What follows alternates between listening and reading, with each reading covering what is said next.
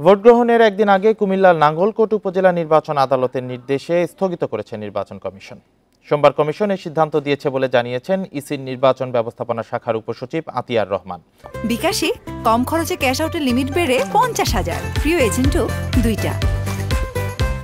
বিষয়টি নিশ্চিত করে কুমিল্লার নির্বাচন কর্মকর্তা মনির হোসাইন খান জানান, নাঙ্গলকোট উপজেলা পরিষদ নির্বাচনে যাচাই বাছাইয়ে মহিলা ভাইস চেয়ারম্যান পদপ্রার্থী সালেহা বেগমের মনোনয়নপত্র বাতিল হয়।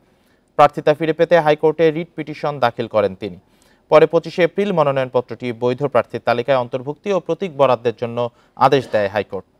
আদেশের পরে 8 মে কুমিল্লার নাঙ্গলকোট উপজেলা পরিষদের সাধারণ নির্বাচনে সব পদের নির্বাচন স্থগিত রাখার নির্দেশ দেয় নির্বাচন কমিশন।